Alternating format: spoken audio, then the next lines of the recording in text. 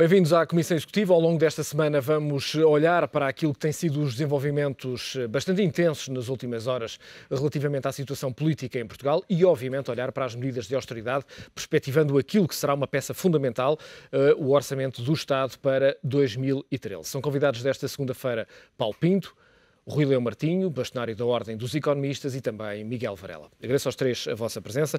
Paulo, começo por si. Que leitura faz da manifestação que teve lugar este sábado? Acho que foi uma manifestação impressionante no número, na forma como se manifestaram. Acho que foi um verdadeiro grito do povo em relação à situação do país e à forma como está a ser dirigida pelos políticos. Basicamente, acho que foi essa a mensagem que se pretendeu retirar desta manifestação. Rui Leão Martinho, há alguma diferença relativamente a outras convocações que tiveram lugar recentemente? Bom dia. Pois eu acho que talvez tenha sido mais abrangente.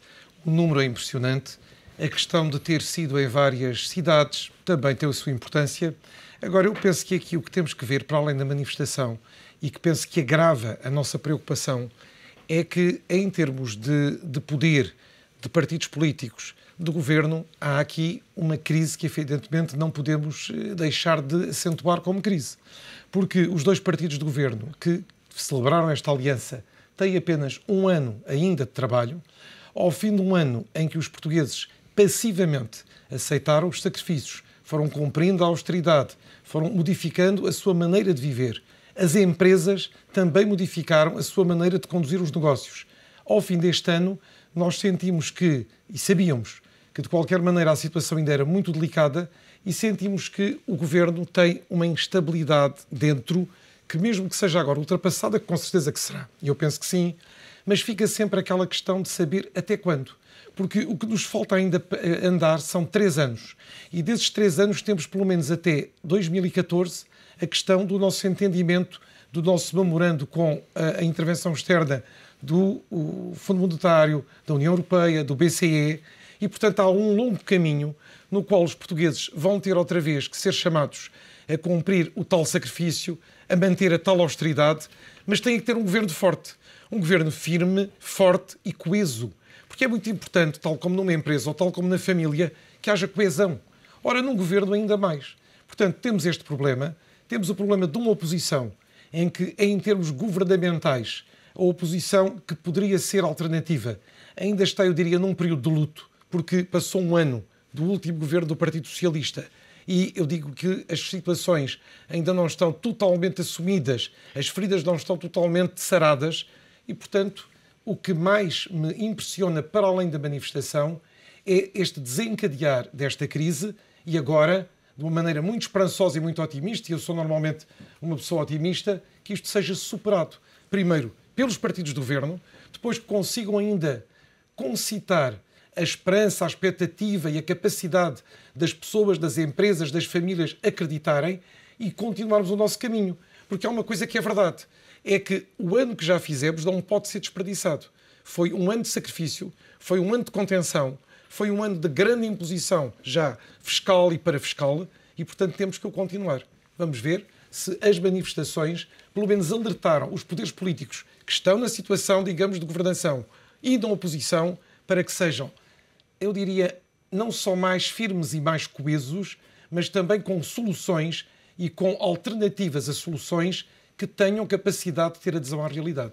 Miguel, estas divergências entre CDS e PSD e, por outro lado, entre PS a romper completamente com o governo, podem comprometer aquilo que é a nossa imagem externa de alguma coesão, ou de uma grande coesão que tem verificado, que tem vindo a verificar-se ao longo deste ano?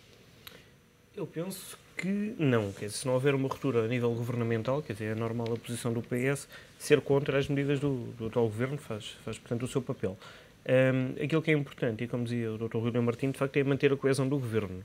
Isso é que poderia, quer dizer, uma ruptura na coligação neste momento, poderia tirar Portugal para, de facto, para um cenário imprevisível, nomeadamente até naquilo que se refere ao crédito externo e até ao um eventual disparar dos juros e finalizar até com isto a ajuda externa. Portanto, desde que haja esta coesão governamental para já, e penso que o Paulo Portas, na sua intervenção, diz que não quer colocar em risco essa coesão. Penso que o PSD também não o fará depois das declarações do Paulo Portas, apesar de algum desentendimento.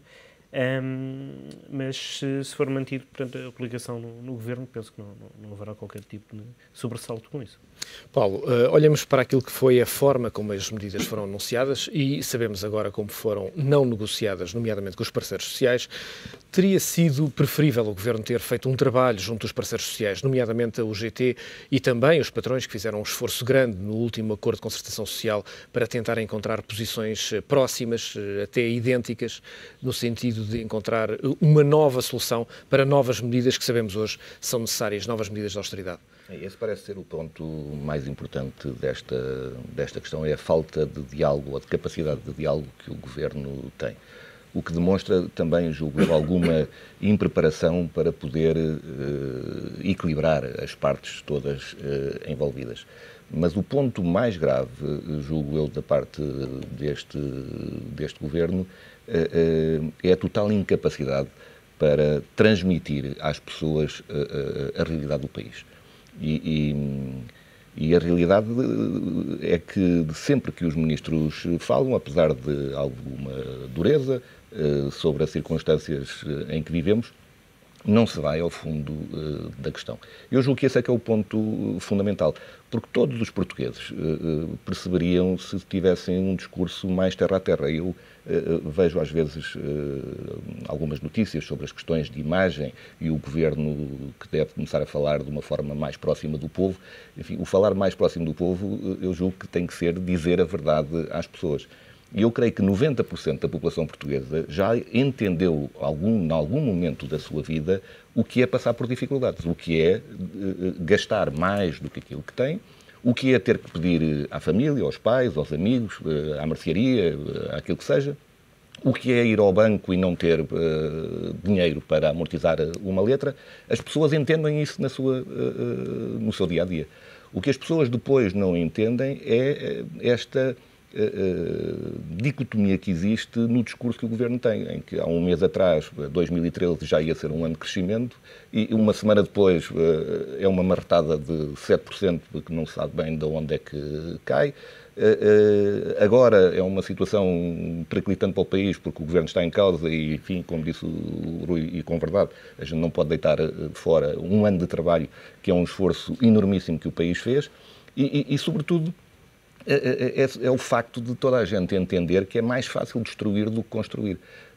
Andámos 12 meses a tentar construir ou reconstruir uma imagem que depois, num fim de semana, parece que tudo se alterou, não é? Tudo é possível, já toda a gente fala, ou muita gente já fala, eleições já.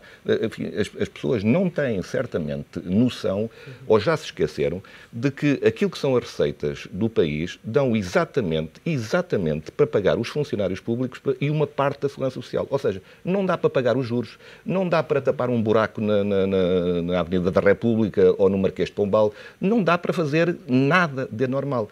E as famílias portuguesas sabem que o anormal é o dia-a-dia das suas vidas. É viverem até o último euro e depois surgir para um aumento de um seguro para que não estava previsto e que é a ruína de uma família. Ora, eu vejo isto com espanto, porque andamos a discutir, por exemplo, estes 500 milhões da TSU, do aumento da TSU. Ninguém discute que em meia dúzia de empresas públicas, por causa de uma operação de swap mal feita, de proteção de taxa de juros, o país vai pagar 2.300 milhões de euros. Ninguém fala nisso. Ninguém fala que para reformular um programa de autoestradas de já não sei aonde, o antigo governo estendeu o programa que vai custar mais 900 e não sei quantos milhões. Ou seja, para amealhar é sempre aos tostões. Sempre que a gente vai começar a ver alguma coisa seriamente, é sempre aos milhares de milhões. E esse discurso é que eu não vejo passar para o país. O país entenderia certamente, mas perfeitamente, dizer para que nós não podemos gastar porque simplesmente não temos dinheiro. Mas isso, evidentemente, não é compatível com depois termos um ministro no Brasil sem gravata a dar uns bitatos sobre aquilo que se passa aqui em Portugal. Não é compatível, porque as pessoas dizem, mas se o país não tem dinheiro e o senhor está no Brasil, está bronzeado e está a dar uns bitatos sobre Portugal, o que é que isto tem a ver com a realidade do meu dia-a-dia? Não tem nada a ver. E essa é que é a parte complicada, julgo eu, deste governo é a dificuldade em comunicar a realidade do país.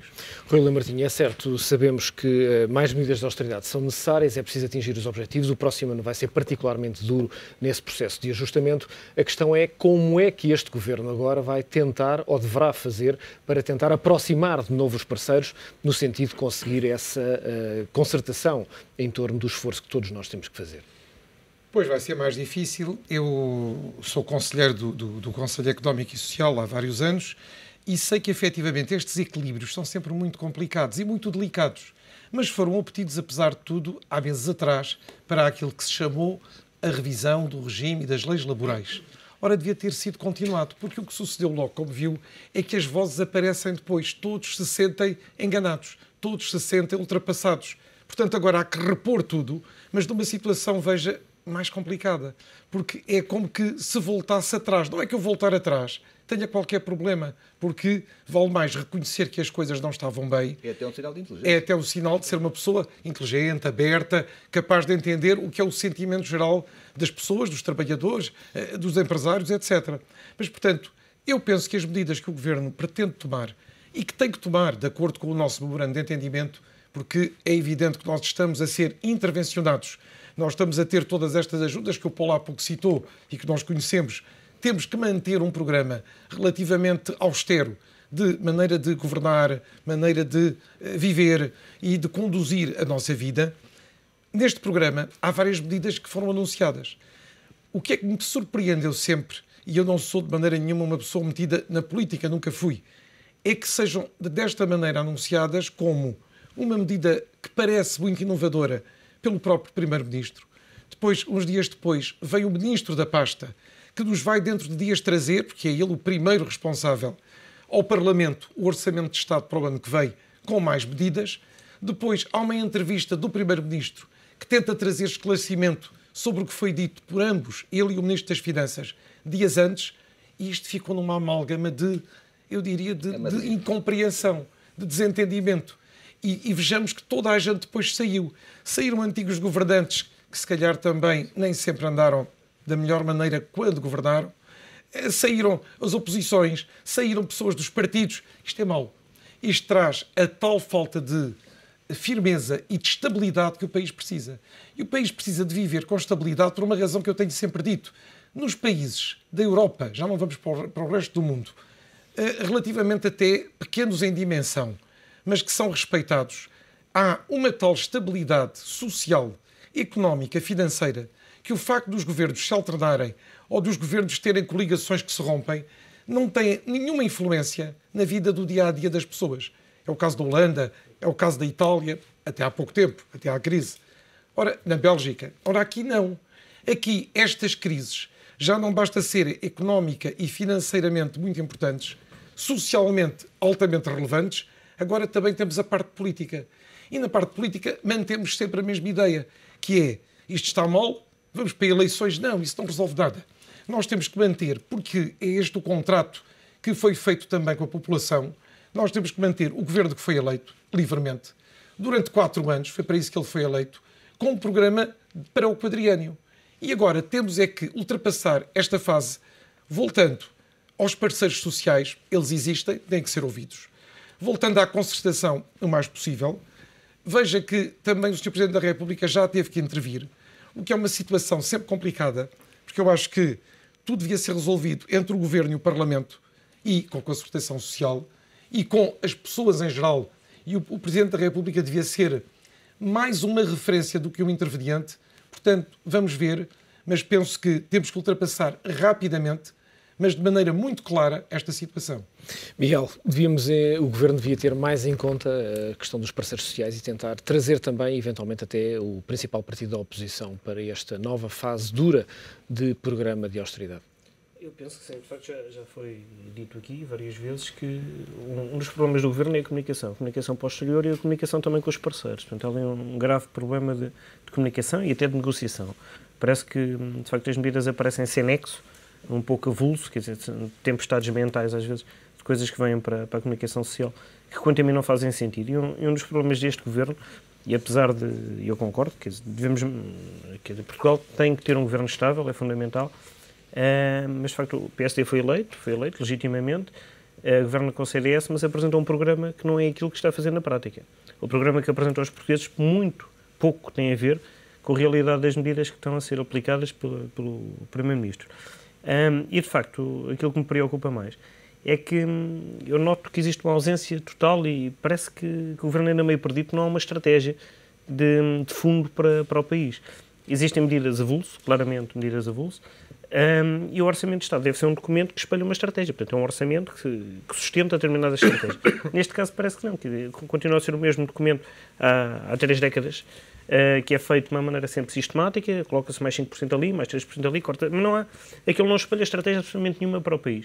Aliás, uma das críticas que a Troika faz neste momento é que não há, ou parece não haver, as tais medidas estruturais que o país tanto precisa. Portanto, estamos a bater sempre no mesmo sistema. E para as pessoas lá em casa perceberem, quer dizer, um agente económico, como uma família, que receba, em média, por exemplo, 2.000 euros ao fim do mês, se vê o rendimento cortado para 1.500, o que é que faz? Não vai de férias, por exemplo, não vai tantas vezes jantar fora, não vai ao cinema, compra menos roupa, compra um carro mais barato. O Estado não. O Estado mantém o mesmo padrão de despesa e financia-se a qualquer custo. E os portugueses estão a pagar isto. Isto é que os portugueses não entendem. De facto, é isto que tem que acabar. De facto, tem que haver um corte efetivo na despesa que não há.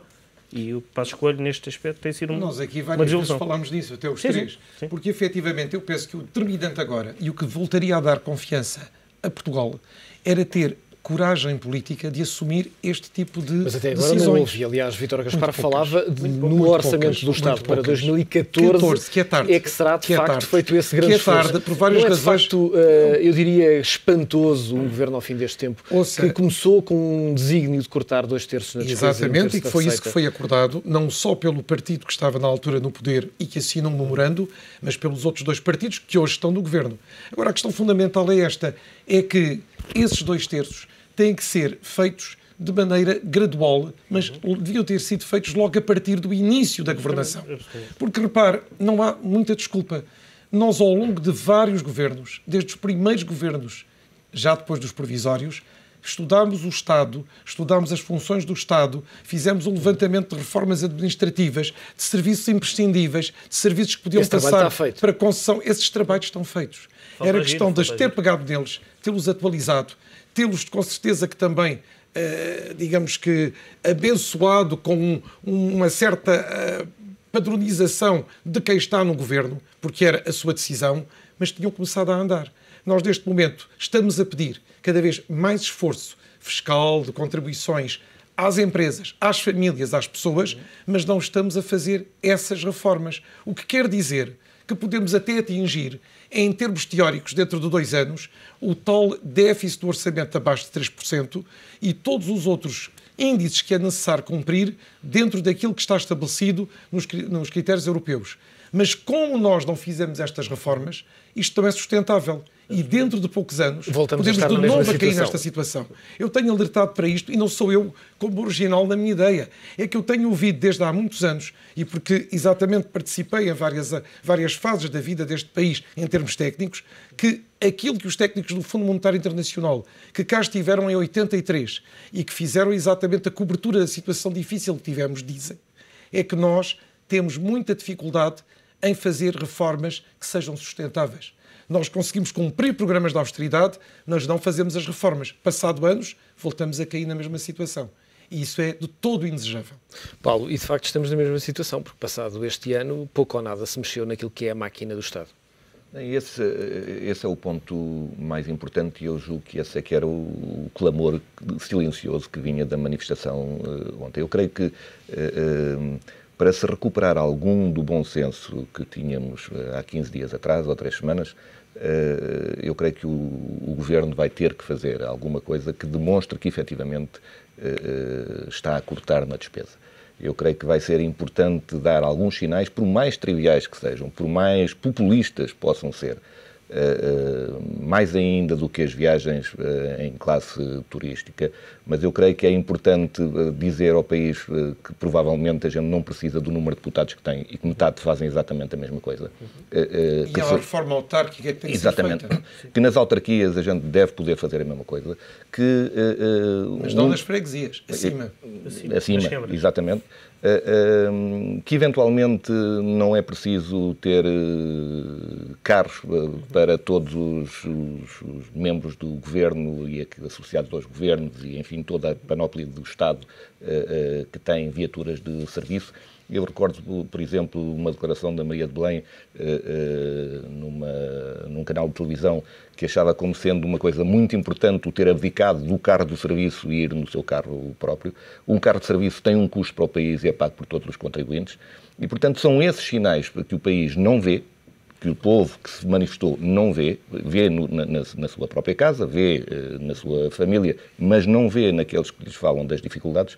E eu creio que vai ser importante começarem a fazer um esforço nesse sentido para que as pessoas que pagam neste momento e que sofrem em função do esforço que lhes é pedido vejam alguma reciprocidade por parte do Estado e dos governantes.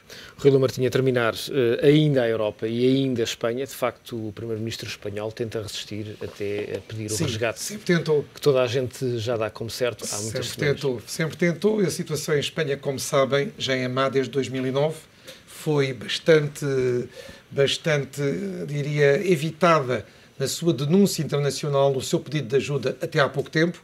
O Primeiro-Ministro faz o seu papel, mas eu penso, vendo de fora, não estou lá, que também está a perder terreno, porque à medida que o tempo passa, que os espanhóis também veem a sua vida piorar, que as empresas vão fechando, que o desemprego atinge estes níveis altíssimos que já tem, e este é o oficial. Fará depois aquele que não é oficial.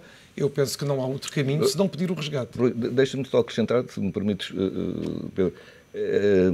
A questão de Espanha é ainda mais complicada porque ao sistema Ponzi que nós temos no sistema financeiro mundial, eu gostaria de recordar que foram alocados 100 mil milhões à banca espanhola, que agora vai constituir um fundo para recuperar as autonomias espanholas.